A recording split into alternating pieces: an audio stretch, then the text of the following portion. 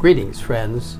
Bonjour chers amis, aujourd'hui nous examinerons certains des points finaux présentés dans le chapitre 32 de la tragédie des siècles, intitulé « Les pièges de Satan ».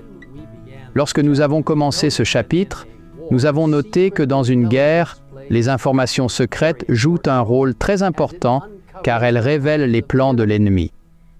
Comme nous le savons, nous sommes au milieu d'une guerre très réelle entre des forces invisibles, entre le bien et le mal, connue sous le nom du grand conflit entre le Christ et Satan, et le champ de bataille ultime est notre cœur. Éphésiens 6, 12 nous dit que nous n'avons pas à lutter contre la chair et le sang, mais contre les dominations, contre les autorités, contre les princes de ce monde de ténèbres, contre les esprits méchants dans les lieux célestes. Il est donc important de connaître les plans de l'ennemi, les pièges de Satan, pour ne pas être trompé. Il nous est dit que, au nombre des instruments les plus dangereux du grand séducteur, il faut classer les enseignements trompeurs et les prodiges mensongers du spiritisme, déguisés en anges de lumière. Il, c'est-à-dire Satan, tend ses filets là où l'on s'y attend le moins. Cependant, si nous étudions attentivement la parole de Dieu et prions sincèrement pour la comprendre, nous ne serons pas dans les ténèbres. En revanche, si nous rejetons la lumière venant de la Bible, nous nous exposons à la tromperie du diable. Ellen White souligne qu'une autre erreur dangereuse, c'est celle qui nie la divinité de Jésus-Christ, aussi bien que son existence antérieure à son incarnation.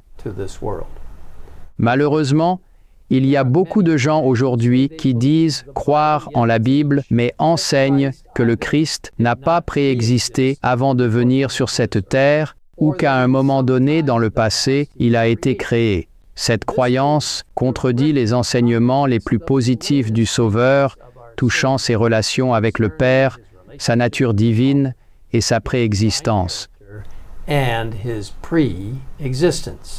L'autrice inspirée déclare au sujet de cette fausse croyance: « On ne peut la soutenir qu'en tordant les Écritures, de la façon la plus manifeste. » Non seulement cette doctrine ravale la conception que l'on se fait de l'œuvre de la rédemption, mais elle sape par la base la foi en la Bible comme révélation divine. Une autre tromperie subtile et dangereuse du diable est la croyance populaire selon laquelle il n'existe pas du tout.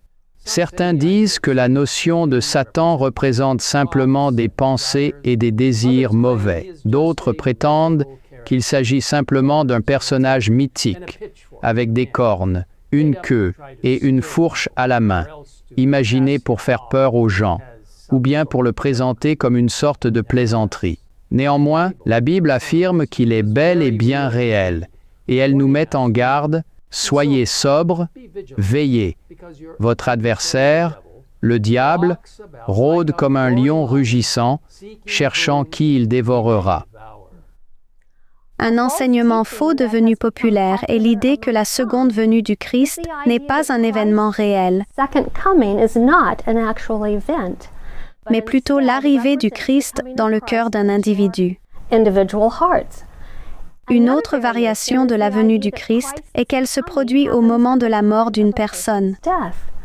Cela contredit directement l'Écriture, qui déclare clairement: « Voici, il vient avec les nuées, et tout œil le verra. » Satan fait tout ce qu'il peut pour rompre notre relation avec Dieu, et l'un de ses pièges les plus réussis est l'enseignement selon lequel la prière n'est pas essentielle et qu'elle ne fait aucune différence. Dans la tragédie des siècles, nous lisons: « La sagesse selon le monde prétend aussi que la prière n'est pas utile. Des hommes de science enseignent qu'il ne saurait y avoir d'exaucement à nos prières, vu que cela serait une violation des lois de la nature, un miracle, et que le miracle n'existe pas. » Ces faux enseignants prétendent que puisque l'univers est régi par des lois immuables, Dieu lui-même ne fera rien contre ces lois.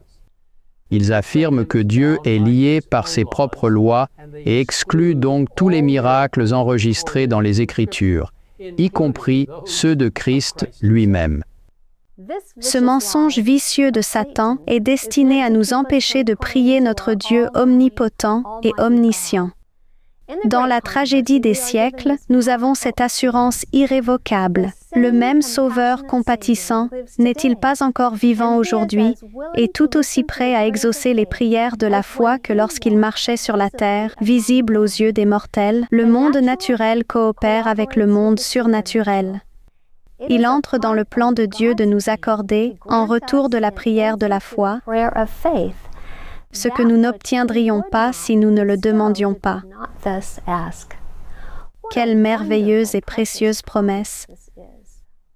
Oui, mes amis, la même autrice inspirée nous met en garde en disant que, sans la prière, nul n'est en sûreté un seul jour, ni une seule heure. Elle continue en disant « Supplions tout spécialement le Seigneur de nous donner l'intelligence de sa parole, où sont dévoilés les pièges de Satan, ainsi que les moyens d'y échapper. »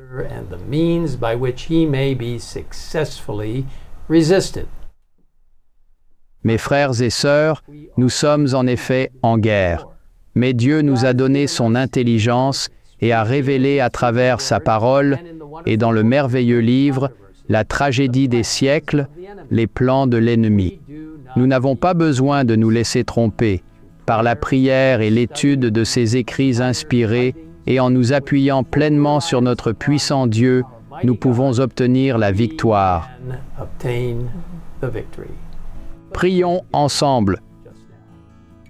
Père Céleste, merci de procurer à chacun de nous un enseignement incroyable dans la parole de Dieu et dans l'esprit de prophétie, pour nous aider à comprendre pleinement les pièges, les ruses ou les tromperies du diable lui-même.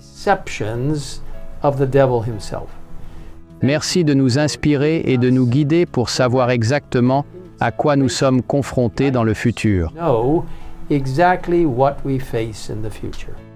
Aide-nous, alors que nous étudions la parole de Dieu et l'esprit de la prophétie, à comprendre ce que tu as en réserve pour ton peuple, alors que nous nous appuyons entièrement sur toi et ta parole, et avançons vers l'apogée des événements de l'histoire de cette terre et la venue prochaine de Jésus.